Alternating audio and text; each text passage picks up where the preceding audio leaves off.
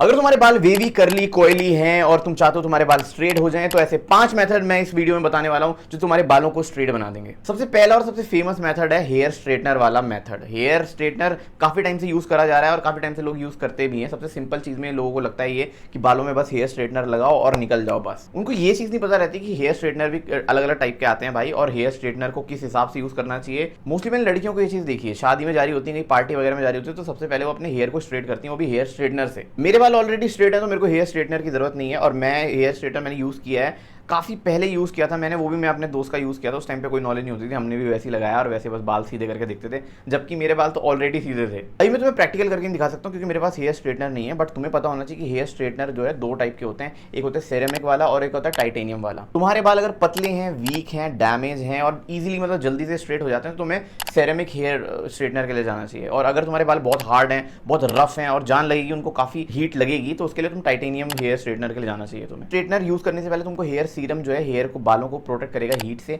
वो जरूर यूज करना पड़ेगा। उसका लिंक मैं डिस्क्रिप्शन में दे रहा हूं, तो मैं हेयर स्ट्रेटनर के भी लिंक डिस्क्रिप्शन में दे रहा हूं। पर हेयर स्ट्रेटनर को डेली यूज मत करना, वरना तुम्हारे बाल डैमेज हो सकते हैं। और जब भी हेयर स्ट्रेटनर यूज करोगे ना, ऐसा नहीं है कि यहाँ पे लगा रहे हो तो यहीं पे एक बार करा, 2 बार करा, 3 बार करा, एक ही जगह पे बार बार करोगे तुम तो बाल तुम्हारे डैमेज हो जाएंगे। और ध्यान रखना, हेयर स्ट्रेटनर को गीले बालों में नहीं करना, और ये हेयर स्ट्रेटनर जो है वो टेम्परेरी होता है, तुम्हारे टेम्परेरी बाल जो है वो स्ट्रेट कर देगा, लेकिन फिर से तुम्हारे बाल जो है वो उस हिसाब से हो जाएंगे जैसे तुम्हारे बाल नेचुरली हैं। सेकंड मेथड है हमारे पास कैप मेथड। मैं इसको कैप मेथड बुला रहा हूं क्योंकि देखो तुम्हारे बाल गीले होंगे, इसके बाद तुमने बस शैम्पू करना है, उसके बाद जो है तुम्हारे बालों को तुमने मतलब बिल्कुल ऐसे सीधा करके, और उसके बाद तुमने कैप पहन लेनी है। कैप पहन लो या तुम बालों को बांध लो, मतलब बालों को एकदम फ्लैट कर देना है, बिल्कुल फ्लैट।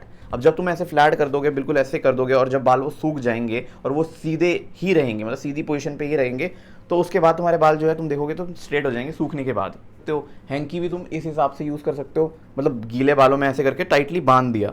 जब तुम्हारे बाल बंधेंगे और बाल सीधे होंगे, मेक श्योर तुम्हारे बाल सीधे हों। गीले में अगर तुम्हारे बाल सीधे नहीं है तो तुम वो मोटे टूथ वाली जो कंघी आती है वो उससे कर लो कंघी। और एक और मेथड होता है जिसमें अगर तुम्हारे बाल लंबे हैं ना, उसके लिए किया जाता है ये, मतलब बालों को इस हिसाब से पीछे मोड़ा जाता है और बॉबी पिन्स लगाई जाती हैं ऐसे बालों को बांट के, ठीक है। और यहाँ से ऐसे करके यहाँ पे बॉबी पिन, फिर यहाँ से ऐसे करके यहाँ पे बॉबी पिन, ऐसे प्योरली ऐसे लगा के ना रात के टाइम पे सो जाओ और सुबह उठो।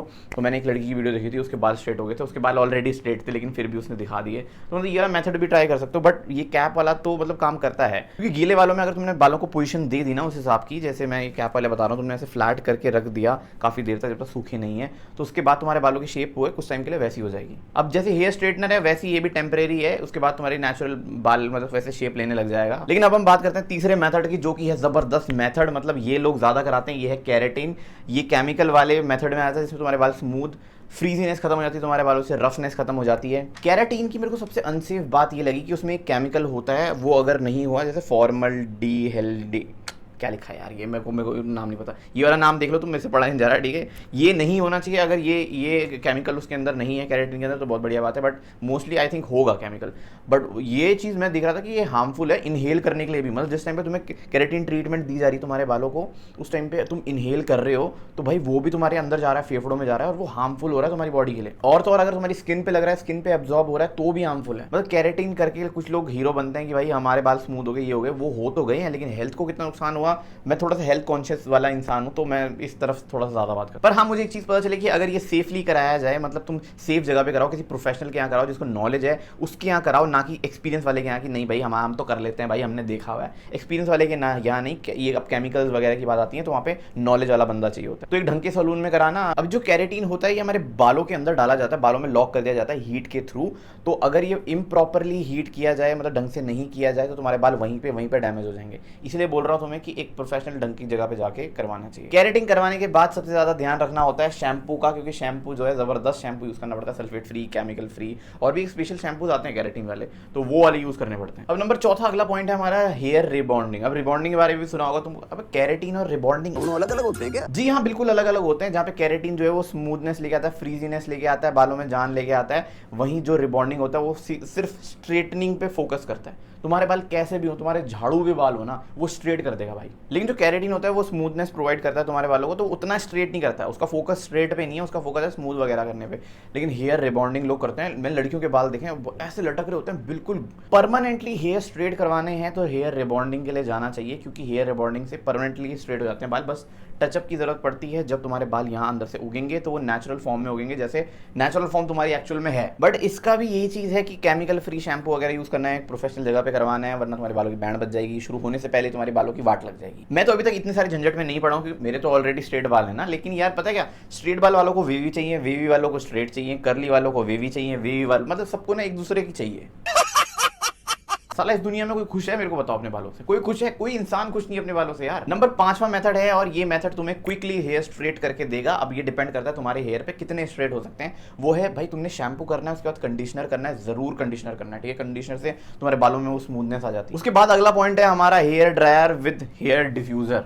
ये डिफ्यूजर इसके आगे लगेगा, ठीक है। बट उससे पहले तुमने अपने बालों को कंडीशनर जरूर करना है, शैम्पू करना है, फिर उसके बाद कंडीशनर करना है। फिर उसके बाद जब सुखाने आओगे अपने बालों को तो कंघी से अपने बालों को जब तुम बना रहे होगे साथ साथ में सुखाना है डिफ्यूज़र लगा के, ठीक है। और साथ साथ में तब तक इसको सीधा करते रहना है तब जब तक वो सूख नहीं जाते। और जिस हिसाब से तुमने बनाते रहोगे तो तुम्हारे बाल स्ट्रेट होते रहेंगे। अब ये डिपेंड करता है तुम्हारे बालों पे, तुम्हारे बाल हैं किस टाइप के। अगर तुम्हारे बाल सड़क पे जो लगाते हैं झाड़ू वो उसके जैसे हैं तो भाई तुम्हारे बाल मुश्किल से ही ज़्यादा स्ट्रेट होंगे। बट ये एक नेचुरल तरीका है कि तुम अगर वेवी हैं तो ईजिली तुम्हारे स्ट्रेट हो जाएंगे, और थोड़ा सा करली हैं तो थोड़ा वेवी टाइप में आएंगे। बट एक्चुअली में हम ये नहीं कह सकते भाई कि पूरा मतलब स्ट्रेट है तो बिल्कुल सीधी लाइन की तरह आ जाएंगे, जैसे रिबॉन्डिंग हो जाते हैं, तो वो नहीं होंगे। बट नेचुरल वे है। अब तुम्हें अगर सही शैम्पूज, कंडीशनर्स और ये हेयर ड्रायर वगैरह के लिंक चाहिए तो डिस्क्रिप्शन में सब दे रखा है भाई साहब, चेक जरूर करना। और मत पूछना कि मेरे हाथ में क्या हुआ है। कल मैं अपनी गर्लफ्रेंड से मिलने जा रहा था तो उसके घर वालों ने देख लिया और पकड़ के डंडे डंडे से मारा, तो मैं अपने आप को बचाने के लिए मैंने हाथ आगे ऐसे कर लिया और ऐसे ऐसे डंडे लगे इस हाथ में। मजाक कर रहा हूँ यार, तुम तो सीरियस ही हो गए। पर ध्यान रहे, अगर तुम ऑनलाइन शॉपिंग करते हो, फैशन से रिलेटेड शॉपिंग करते हो, तो तुम्हें मेरे चैनल का पता होना चाहिए। ये वाला मेरा टेलीग्राम चैनल है जहाँ पे फैशन डील्स, ऐसी अमेजिंग चीजें मैं डालता हूँ जो कि तुम वहां से देख सकते हो, चेक कर सकते हो, ठीक है। ये वाला चैनल चेक करो, तुम्हें मजा बहुत आएगा चीजों को देखने में। बालों को स्ट्रेट कैसे करें उसके मेन मेथड जितने भी होते हैं मैंने तुम्हें ऑलरेडी बता दिए हैं। अब और तुम्हें अगर अपना हेयर टाइप नहीं पता है कौन सा है, 2A, 2C, 3A, 3B, मैं तो खुद भूल गया कौन सा है, मेरे को खुद अपनी वीडियो दोबारा जाके देखनी पड़ेगी। कौन सी वाली वीडियो? ये वाली वीडियो भाई साहब, चेक करो, चैनल को सब्सक्राइब करो, वीडियो को लाइक करो। तब तक मैं चलता हूँ, अगली वीडियो मिलूंगा। नमस्कार, नमस्ते, बाय बाय।